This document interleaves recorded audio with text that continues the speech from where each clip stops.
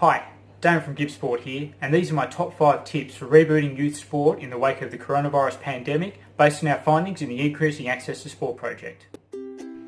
One of the barriers to sport for youth in the Latrobe Valley is that many youth don't feel fit enough, good enough, or mentally prepared to participate at the level they feel current sports administrators are pressuring them to be.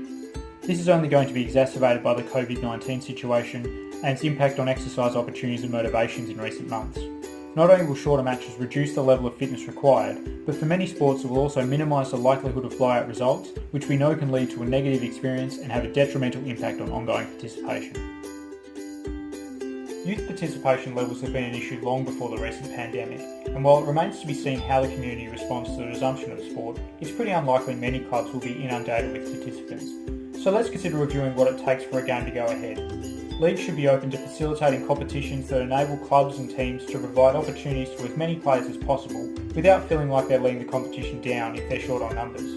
If low numbers is a common concern, consider smaller sided games with extended benches to ensure more teams can be fielded without a reduction in playing opportunities.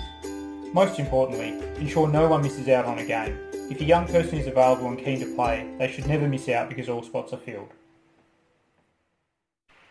Now is a great opportunity to try something new. Lots of sports have social formats and programs developed by state and national bodies that could provide an easier to manage option and may even appeal to a new cohort of participants that may otherwise lack the confidence to jump straight into a traditional sport environment.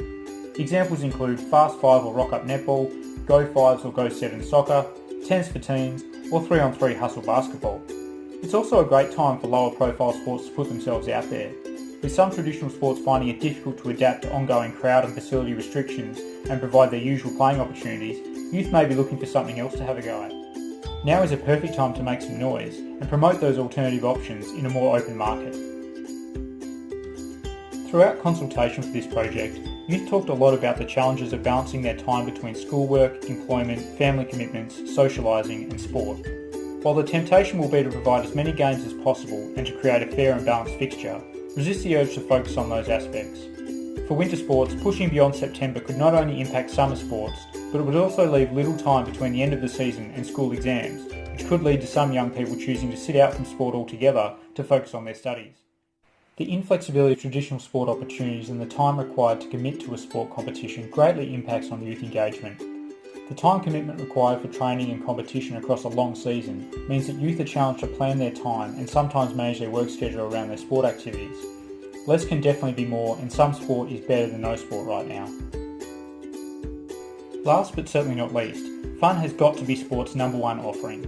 Life is stressful for many of our youth, be it increased study expectations, transitioning from school to the workforce, learning to drive, or physical and social changes they may be experiencing during adolescence. So don't let sport become another source of pressure.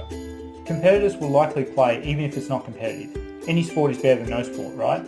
But social players are less likely to engage if it's not fun. So try to cater for everyone, but lean towards the latter, as they are harder to keep and they represent the majority of your participants. Right now, young people are likely to have shorter attention spans, be less patient, and more inclined to shut down when things get too hard. So it's important to make sport as fun and low pressure as possible. More often than not, coaches set the tone, and clubs should do everything they can to help coaches provide a supportive, welcoming and fun environment. This applies to the opposition as much as your own players. We're all here for the same reasons: fun and social connection. Anything else is a bonus.